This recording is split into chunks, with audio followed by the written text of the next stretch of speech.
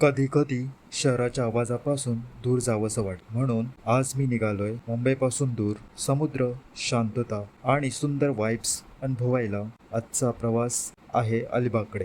दुपारी सुरुवात झाली. बोरिवलीपासून चर्चगेटचं तिकीट काढलं आणि सुरू झालं आजचं ॲडव्हेंचर. मुंबईची लोकल कितीही क्राऊडेड असली तरी प्रत्येक प्रवासाची एक्साइटमेंट वेगळीच असते. ट्रेनमध्ये बसल्यावर मुंबई अजून सुंदर वाटते. खिडकीतून दिसणाऱ्या बिल्डिंग्स, धावणारी लोक आणि सतत चालणारा शहर. आज मन शांत होतं, कारण हा प्रवास फक्त डेस्टिनेशनसाठी नव्हता. मनात फक्त एक विचार होता, आजचा दिवस भारी जाणार. कधी कधी ट्रॅव्हलिंग करताना खूप काही गोष्टी शिकायला व अनुभवायला मिळतात. चर्चगेटवरून पुढे निघालो गेटवे ऑफ इंडियाकडे आणि तिथून सुरू झाला सगळ्यात एक्साइटिंग पार्ट. समुद्राच्या मध्यभागातून अलिबागकडे जाण्याची फिलिंगच वेगळी होती. थंड हवा, समुद्राचा आवाज आणि समोर दिसणारा एंडलेस वॉटर.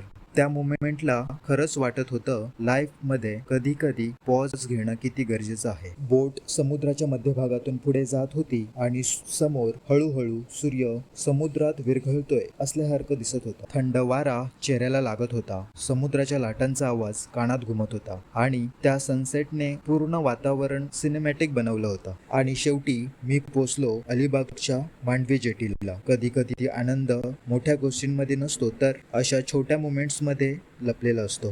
समुद्राच्या मधोमध असलेला कुलाबा किल्ल्याकडे जाण्यासाठी लोक आजही घोडागाडीचा वापर करतात. भरती कमी असताना इथून थेट किल्ल्यापर्यंत जाता येतं आणि हा एक्सपिरियन्स खूप भन्नाट होता. कुलाबा किल्ला 1652 मध्ये बांधण्यास सुरुवात केली आणि पुढे तो मराठी आरमारासाठी अत्यंत महत्त्वाचा बनला.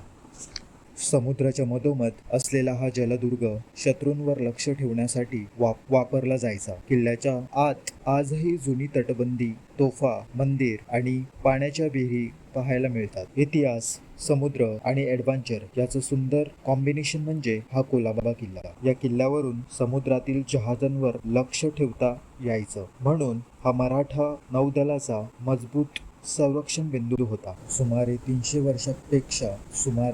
वर्षापेक्षा जुनी असलेला हा जलदुर्ग मराठा साम्राज्याच्या समुद्री ताकदीचं प्रतीक आहे.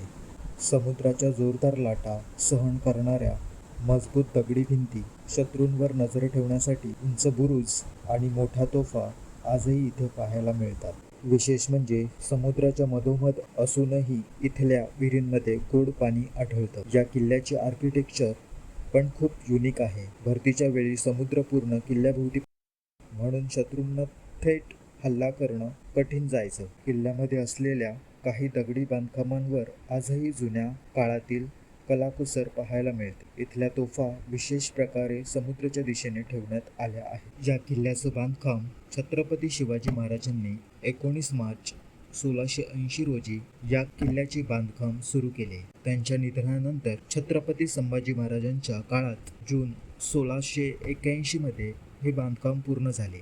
पेशवे बालाजी विश्वनाथ यांच्यासोबत झालेल्या करारानुसार 1713 मध्ये हा किल्ला सरखेल कान्होजी आंग्रे यांच्याकडे सोपविण्यात आला. कान्होजी आंग्रे यांनी कुलाबा किल्ल्याला मराठा आरमाराचे प्रमुख केंद्र बनवले. आज कुलाबा किल्ला हा फक्त ऐतिहासिक किल्ला नाही, तर महाराष्ट्राच्या समृद्ध इतिहासाची आणि मराठा साम्राज्याच्या शक्तीची आठवण आहे. जर व्हिडिओ आवडला असेल तर व्हिडिओला लाईक, चॅनलला सबस्क्राईब करा.